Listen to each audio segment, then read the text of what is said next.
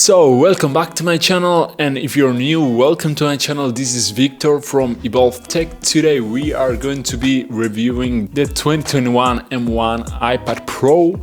We are going to be reviewing actually the 11-inch version.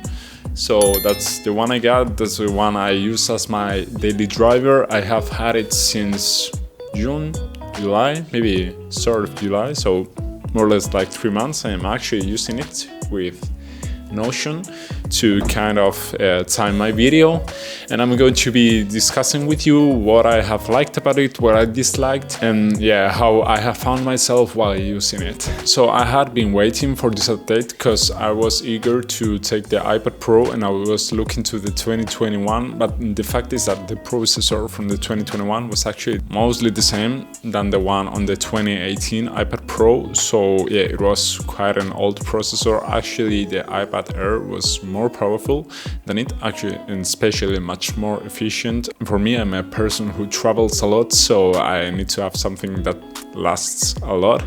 And yeah, actually I was waiting for this since March when it was due to be announced, but it was delayed until May, and then it was not available for a time. And yeah, I finally got it with me, and I have been daily driving it. I have taken it on travels to Spain to see my family. I have used it to edit photos, to edit video, to use, I don't know, Procreate and draw in it. And yeah, now I can tell you how I have found myself with it in these last months. The M1, I have to say, it's a beast. It has never lacked with me, and independently of what I was doing, it has always excelled. And yeah, I have to say it's a beast in that sense. It's also very power efficient. So in this time, the battery it has been crazy with me. I have done like 1 charge per day while continuously working with it. And one thing that surprised me is that even with all the power of the M1 packed in it, it has never overheated. The only one time when it has overheated was while using it under direct sunlight, and I have the feeling that it wasn't because of the M1 processor actually. So yeah, that was to be expected.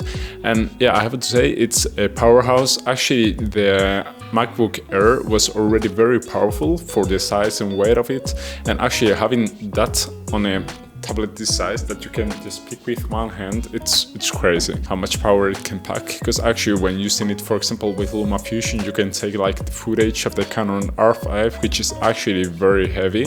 It's known to be very heavy, and you can just chop it, you can just cut it, playback without any frame drops. It's astonishing.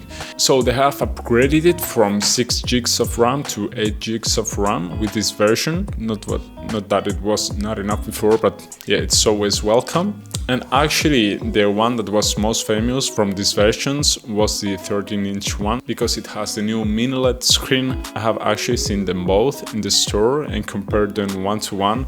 And the only situation where I could tell that the mini LED was working was in pitch black rooms or under direct sunlight. And yeah, actually under direct sunlight the problem will be heat, not the screen.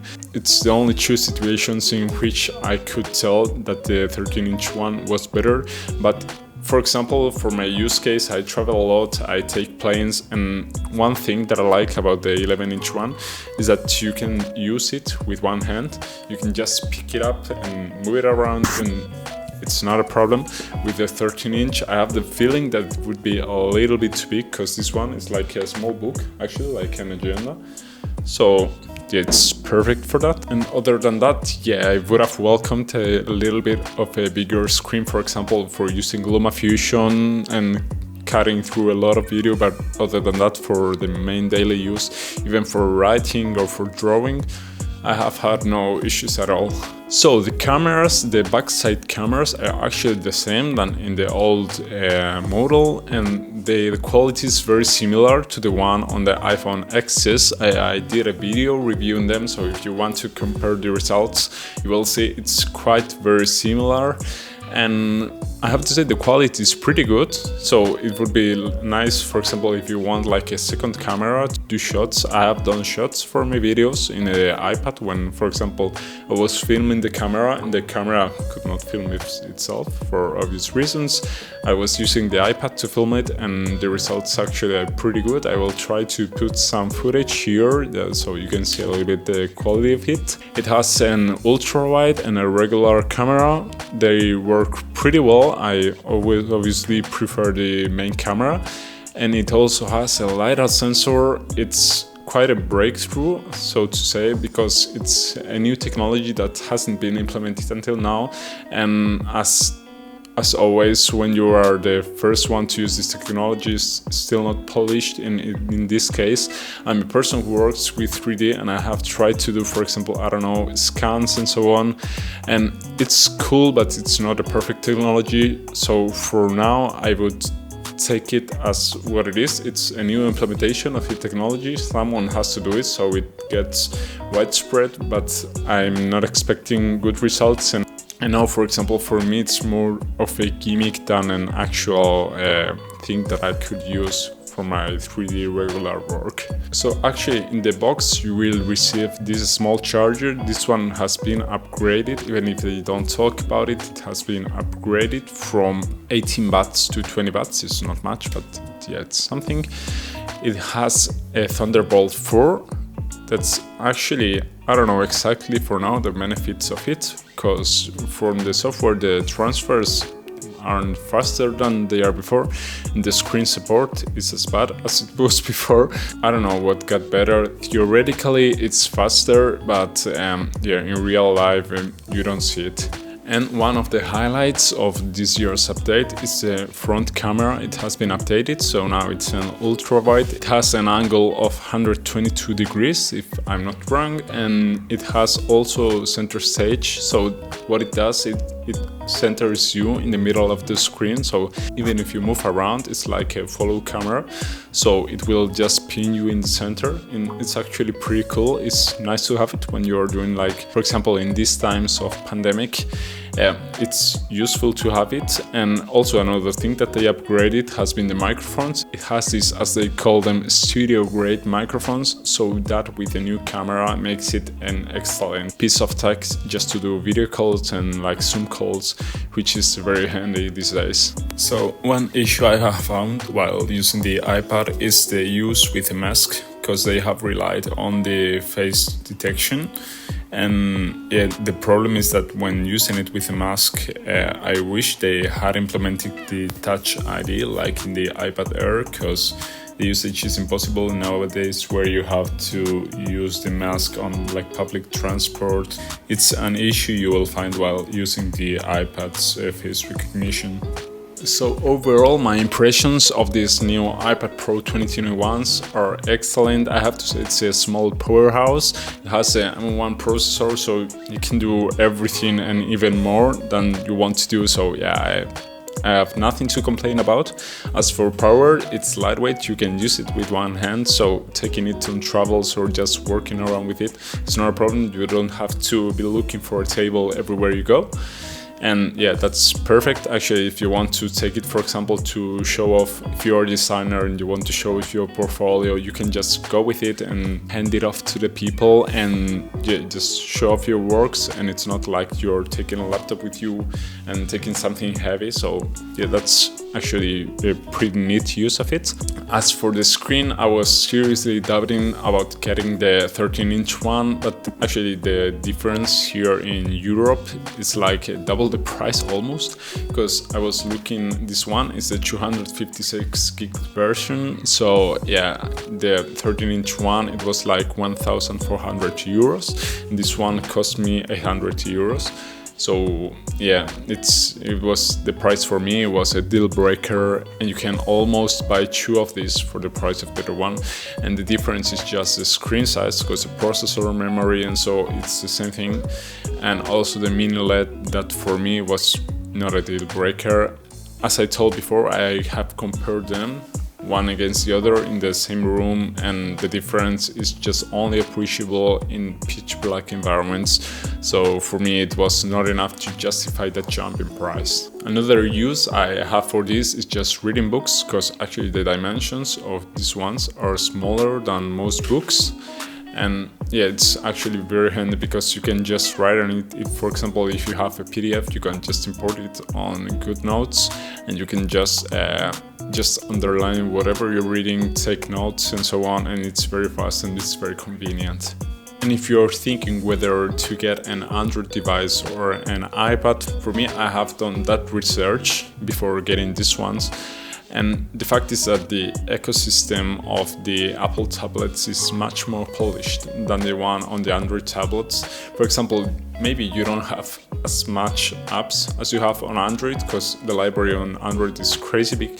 But the thing is that the apps you have, they will work. They work well, there's no problem, they keep updating them, there's no inconsistencies between the line. Because, for example, if you get an Android tablet, then there's a lot of other manufacturers and everyone's different. So maybe one thing won't work in one, won't work in another one, and many times you don't know it because they don't even test them. And for example, the iPad Pro, it's just one tablet. I mean, the line is iPad, iPad Air, iPad Pro, so it's not such a difference. And even the iPad is quite powerful nowadays. So yeah, there's not these inconsistencies that you may find in Android, and that everything just works. And that, as a consumer, is one thing that you don't have to worry about it. And another thing is that when you arrive to a point where you are spending like $1,800 for a tablet, you want it to last. And for example, I am daily driving a Xiaomi 9T, and they actually told me that they are not going to update it anymore. I bought it when it was launched, just after launch, and it was July 2019, so it's just over 2 years. They are not updating it anymore. And for example, if you're a student who's going to be using this for the whole career, it's like, I don't know, depending on the country, it's 3, 4, 5 years, depending also on what you study. And imagine just being in the middle of your studies and having to change the iPad, or just use an updated iPad because they are not updating it anymore. That just doesn't happen, because for example, Apple is still updating the iPhone 6s. That's actually from 2015. So yeah, that's crazy. The support Apple gives, it's astonishing. There is 6 years since it was launched, and it's still updated to iOS 15, which was just released, and a 2-year Xiaomi phone isn't. So one comparison, I could compare this directly, is like the Xiaomi Mi Pad 5, which is actually like $400. And you could say, oh yeah, for the things I do, it's perfect, and it doesn't. But the thing is that if after 2 years they are not updating it anymore, then is it worth it? Or would you just prefer knowing that after 6 years you will still be able to use this iPad, for example? That for me was a deal breaker. Even if I don't use it, I can just update it and give this, for example, to a familiar of me, to my little sister, for example, and she can use it and she can still have it updated instead of having to just toss it off because it doesn't update anymore. So yeah, that for me was a complete deal breaker. I mean, the good things of tablets are relative to the ecosystem and to iPadOS, and the bad things are also relative to iPadOS, because this is still not a laptop, so many things that you can do with a laptop you can't here. For example, you can't use an external display, even though it has a Thunderbolt support. It can just mirror the screen. It cannot extend the desktop, so it's basically useless, because even the resolution, you can just mirror the iPad, so the resolution is fixed to the one you have in the iPad, and yeah, it makes it useless. And yeah, another thing is that when you are transferring files, you're not able to see what speed you're transferring at, so you can't time transfers. You don't know how much you will wait. You can just see a small bar that's filling, and yeah, that's it. You don't know what speed it's going at, and you can just wait, and that's not ideal by any means. So that was it. Thank you for watching this video. I hope you liked it. If you have any questions, just write them in the comments below. I will try to answer them. And as always, if you like this video, just leave a like, subscribe and ping the notification bell icon so you don't lose any new updates on my videos. And yeah, have a nice day.